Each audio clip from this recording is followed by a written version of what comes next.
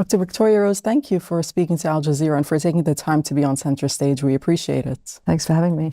When we spoke in September, upon your return from Gaza after you being there for the second time this year, you had said that you had never seen anything like this before. Since then, the genocide continues, the besiegement continues, particularly of the north of the Gaza Strip, little or no aid being allowed in, that's according to testimonies.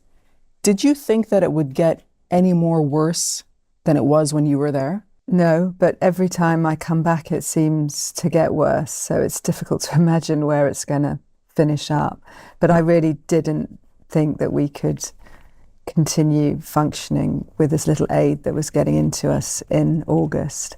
We ran out of a hand soap almost as soon as I got there. So the solution that you use to sanitize your hands before you operate, we were using sort of a kitchen soap instead. And towards the end of my month, we ran out of betadine skin prep, which is what we paint the skin with to sterilize it before we operate. I mean, we had run out of a lot of sophisticated dressings and we were down to the basics, but there are stories of other hospitals running out of gowns, gloves, drapes, gauze that you use in operating procedures. So it's difficult to imagine if less aid gets in, how people can keep functioning. And I do worry about the stories of people operating without any of these supplies and without anaesthetic. A spokesman for the Ministry of Health recently said that in the Kamal Adwan Hospital, which I'm sure you know of, which is in the north of the Gaza Strip, there is only one medic that's left on site right now. That hospital besieged by the Israeli forces recently. What does that practically mean? Give us a sense of what that actually means on the ground when you have one medic trying to accommodate and service hundreds of thousands of people who are besieged in the north. It means that there's very little that he's going to be able to do. And you also need to know, when they say one medic, do they mean one surgeon, one physician? In this case, it was one pediatrician. Exactly. So that's going to be very difficult to deliver any of the major trauma care. Number one, on your own, and number two, qualified as a pediatrician. I can't imagine how hard it's been for him. You said during your time there that you had done a huge amount of work on children. Yeah. A lot of them under the age of 16, including many under 6. What sort of injuries did you see, and what sort of work did you personally carry out during your time there? So the injuries are all blast injuries, mainly. When a bomb goes off, it will weaponize whatever masonry or metal from a car or anything caught in the blast gets sort of whipped up and thrown at very high velocity. That would strike a child, penetrate the skin, and either break the bone underneath or go into the abdomen or the chest or deeper. So the bulk of what I was doing was removing bits of shrapnel, dirt, brick from kids' arms, legs, faces, chests, abdomens, and trying to excise the entire wound bed so that it was clean enough for closure. And if that meant that the hole was too big to close directly, then we would dress it and wait for it to be clean enough to either graft or flap or some other form of closure. So that was the bulk of what we were doing, and that was in conjunction with orthopedics who would try and fix the fracture at the same time. The rest of the work was burns. So obviously in a blast you get heat from burns. And then there's a whole tranche of injuries from people running away. So obviously a blast goes off, that will create a lot of running away. So we had a few children that had been hit by cars as they were running into the street, or hit by carts. Was there one particular case, if you can even say that really struck you, something that you had to deal with? Yes, there is a 7-year-old boy who was in a blast, and in the blast the house had collapsed on him and his father had died next to him, and he'd seen his father die in the collapse of the building. They'd managed to get him out. When they pulled him out, one of his legs was sort of attached like a rag doll, and they brought him into Nasser and amputated that, but there wasn't enough skin to close it, so they dressed it waiting for a plastic surgeon to come and graft it or put a flap on it or whatever. And he also had an injury on his back of his other leg. I think they had cleaned and debrided, but nobody had really documented the extent of the injury. And when I got there, he was just so underweight, and his right leg that had been amputated was just infected. And he was just apathetic. You couldn't have a conversation with him. He didn't want to look at me. He didn't want to speak to me. And he'd lost the will to sort of live. And that's quite hard to see that in somebody of that age. And when I took him to the operating theatre the first time and I inspected all his wounds, I realised that the good leg, the hole in the back of it, had gone right into the major nerve and severed the major nerve. So the leg that he had, he would have not much use of below the knee. In the context of, as you were saying when we first started speaking, lack of supplies, lack of anesthetics, I mean, you must have had to make some really difficult decisions. How challenging is that? It is really challenging, and when I look at it now, I can't believe some of the things that I did, but because it's coming at you so quickly, so much, you're just focused on the job and getting things done and making sure that the next patient is on the table and that whatever reconstruction you're doing is done. So you kind of don't really dwell on the actual bigger picture of it all. You just keep going. And I think both times that I've been there, I've been the only plastic surgeon in the facility. So there's a huge amount of work for me to do. And I've always been very aware that I needed to see as many patients as I could and get through as much as I could, because we would never know when the next sort of fully qualified plastics person would come in. You went twice, once in March Yes. and then once in August. Was there a difference between both times for you? There was a huge difference in the way in which we travelled in. So when we travelled in March, we flew into Cairo and we joined the United Nations convoy in Cairo.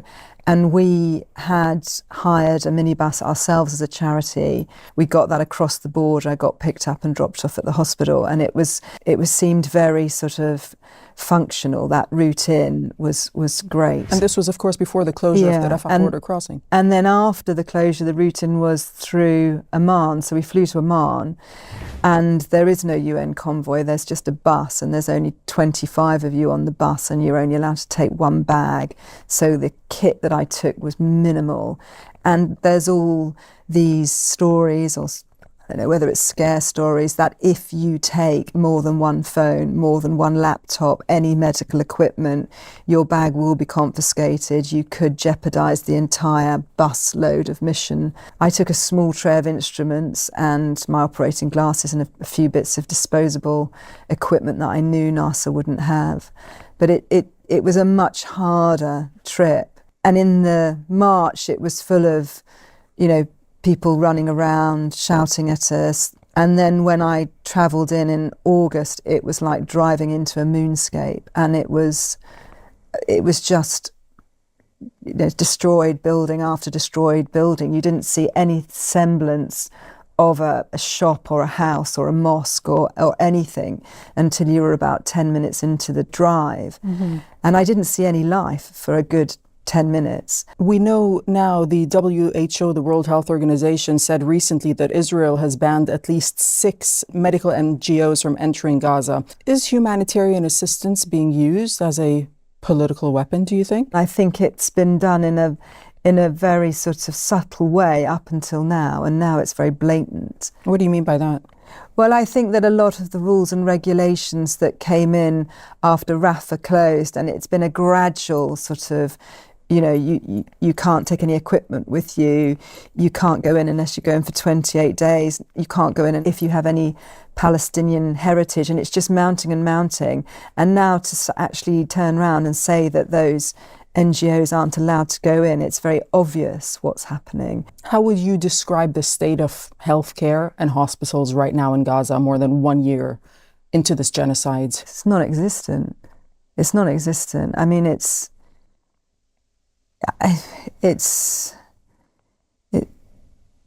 nothing there. There's only one hospital at the moment that's functioning fully. We keep sort of saying that there's 36 hospitals in Gaza, and that's before the war, and that 36 included 2 eye hospitals, 2 physiotherapy departments and some primary healthcare centres that have capabilities to do minor procedures were included in that 36. But there were only ever 4 hospitals that were capable of managing mass trauma like we're seeing at the moment. And one of them was destroyed in the November, and that's Shifa. The other 2 are the European Gaza and Nasser, and they've both had evacuation orders, so neither of them have been fully functioning through the war. And Al-Aqsa had its first evacuation order in the September when we were leaving. So at the moment, the only hospital that's up and running is Nasser. So that's one hospital for the entire population of over 2 million. It's not difficult to do the maths. It's not going to work. Back in February, the UN Human Rights Office said that there appeared to be, quote, a pattern of attacks by Israeli forces striking essential life-saving civilian infrastructure in Gaza, especially hospitals. Do you believe that Israel has made hospitals a key target of its military campaign? I suppose I'm going very much on what people have told me has happened, but it would appear that there have been direct targeting of hospitals. It seems like there is a pattern to ensure that there is no sort of large-scale facility running. As a doctor, how do you make sense of these repeated violations? I mean, hospitals are supposed to be protected under international law, yet, as you're saying, and as many people on the ground say, they have been repeatedly targeted by Israel in Gaza. It's very difficult to understand how it's still going on.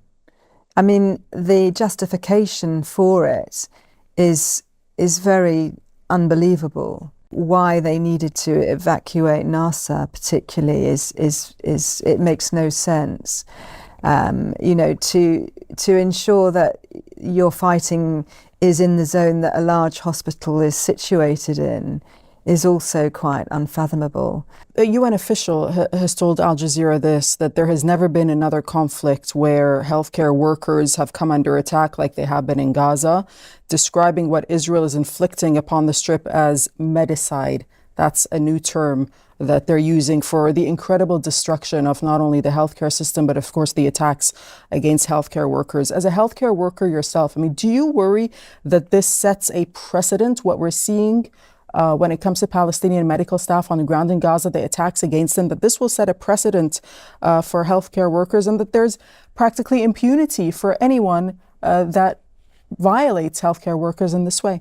I cannot understand how the world stands by and watches it happen. It's incredible that it's now moved into Lebanon, and I'm waiting to see which hospitals get hit there. Is the medical community doing enough to speak out for colleagues on the ground in Gaza and now in Lebanon, or has the medical community failed? I think we have done a lot. I think a lot of the reporting, certainly on social media, has been by the medics. I don't think there's a single medic that has come out and not done an interview or done a piece on YouTube, Facebook, Instagram. There are lots out there. The doctors that came back to the United States in March all wrote to the president. When we came back from our first trip in April, we wrote to Keir Starmer and the Foreign Secretary. I think we have put as much pressure as we can, but we're not being listened to. That's the problem. Did you get a response to what you wrote? We had a letter from the Minister for the Middle East, but it didn't address any of the concerns that we directly had regarding humanitarian aid and evacuation of patients. And we have now written back requesting a face-to-face meeting to discuss this further and are waiting for the response of that. Does it feel frustrating to you seeing that you've written these letters, you're asking for a meeting, yet at the same time you see the genocide continuing on the ground and not any significant change happening when it comes to the UK's policy of supporting Israel blindly and sending weapons to Israel? And these weapons are the ones that are killing the children that you've had to operate on. It's hugely frustrating. I can't tell you how frustrating it is that nothing that we've said has actually caused any change.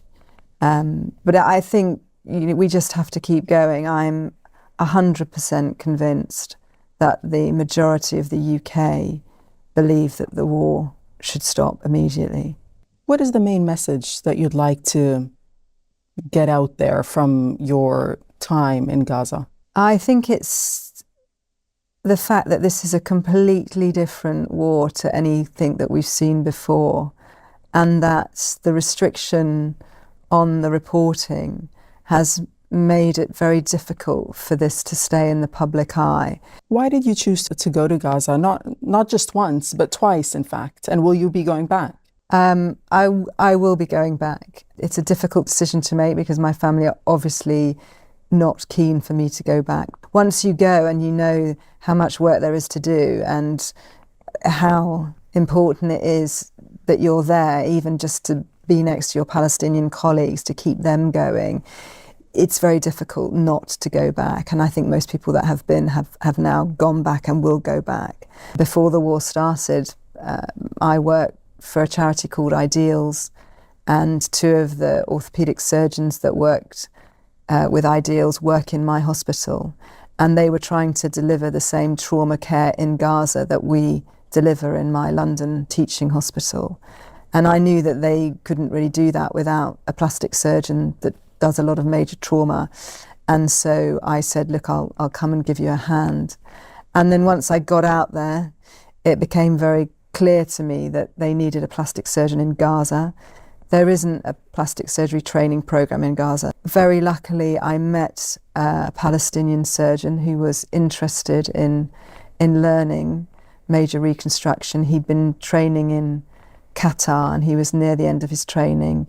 He came to Gaza to meet me on my last trip in 2020 and said, can I come to the UK and train with you?